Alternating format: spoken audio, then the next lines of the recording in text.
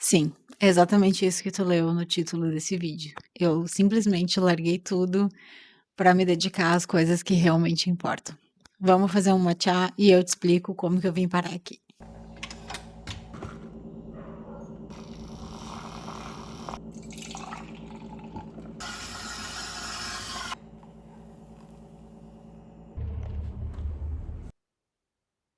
Ali pelo segundo semestre de 2025, eu estava com um sentimento muito forte de que eu precisava me concentrar em algumas outras coisas que eram mais importantes, em específico estar em casa, estar disponível para minha família. Esse sentimento foi crescendo cada vez mais e ele estava quase se tornando uma realidade. E aí, simplesmente, no momento em que eu estava por pedir demissão e realmente sair, eu recebi a proposta de começar a trabalhar em outro setor, com outras coisas que eram extremamente interessantes e que podiam me permitir uma transição de carreira que eu estava muito afim. E aí, nesse momento, eu acabei tentando deixar de lado o meu sentimento, o meu emocional e me concentrar no que fazia mais sentido racionalmente, que era continuar onde eu estava. Talvez não tenha transparecido ainda por aqui, mas eu sou uma pessoa extremamente racional. Em geral, eu vou optar por algo que faz mais sentido ao invés de me guiar por algum sentimento, alguma sensação que eu tô tendo. Nesse momento em que eu estava por largar tudo, eu também comecei a fazer terapia, que foi uma coisa muito importante na minha vida. E, de uma certa forma, por mais que eu sempre tenha acreditado que terapia é super relevante e pode ajudar, eu tinha uma sensação, com base em algumas experiências, que terapia talvez não fosse me ajudar tanto assim, porque eu sou uma pessoa bastante autorreflexiva. Mas eu estava enganada.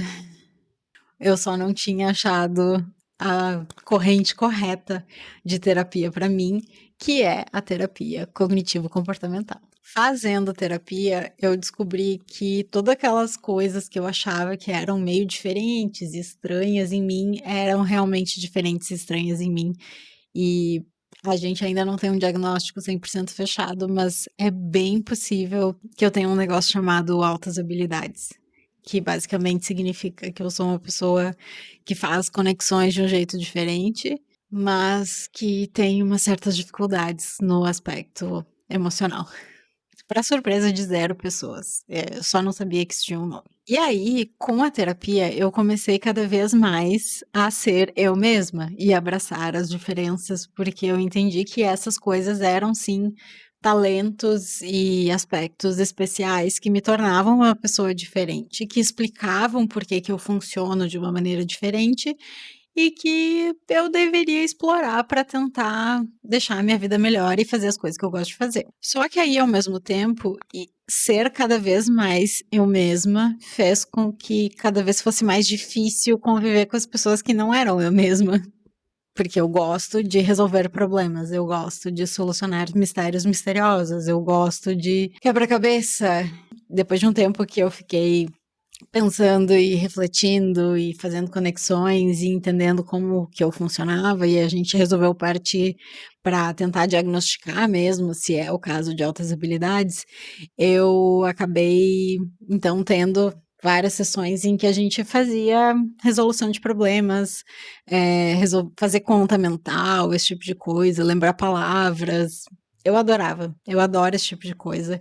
Dá para entender por que que eu sou do jeito que eu sou e por que que me incomodava muito não ter pessoas assim junto comigo. Mas o mundo é feito de pessoas de vários tipos.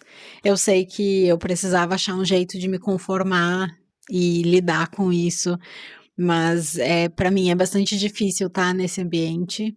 E eu sei que isso é algo que eu preciso trabalhar em mim mesma e eu estou fazendo esse esforço de não me incomodar com esse tipo de coisa.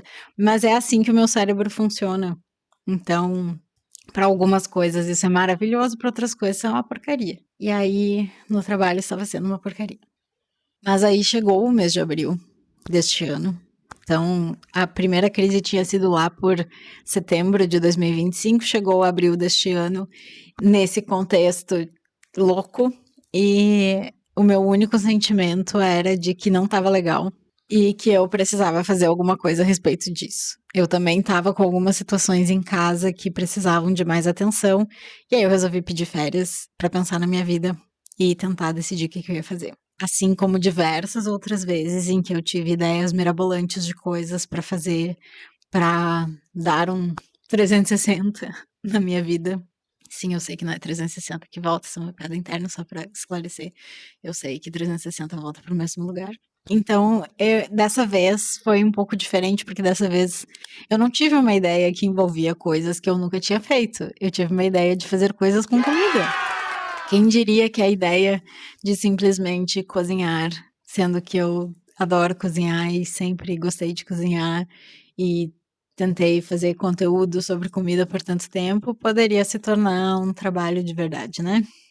Cozinhando, de fato, e não só comendo. Então, o que eu resolvi fazer? Eu resolvi que eu ia abrir um negócio de comida vegana, porque eu jamais conseguiria fazer um negócio que fosse de comida não vegana. Realmente me desafiar e fazer as coisas difíceis e sair da minha zona de conforto. Porque eu sou muito boa em planejar, em ter ideia, em pensar, mas executar é muito difícil. Para exemplificar mais uma vez como que eu funciono, eu estou gravando quando não tem ninguém em casa, porque eu tenho vergonha das pessoas me ouvirem falando coisas que as pessoas já sabem.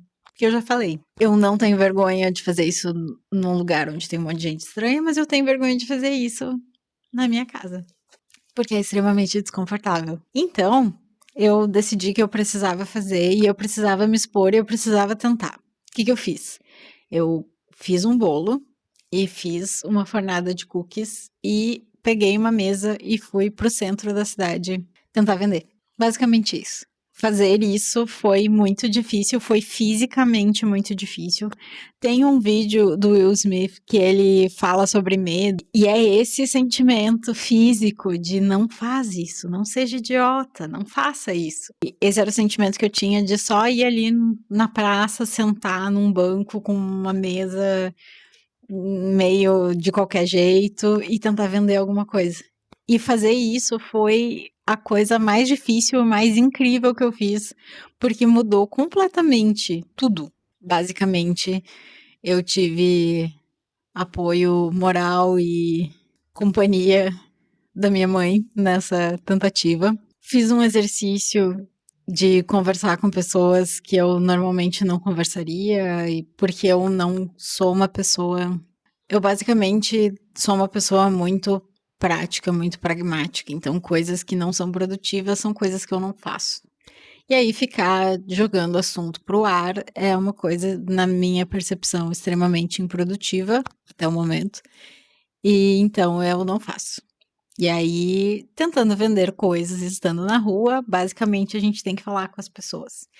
Então, eu conversei com algumas pessoas e passou um homem que perguntou se eu estava vendendo e tal, quanto que era, e perguntou quanto que era a bandeja inteira do bolo.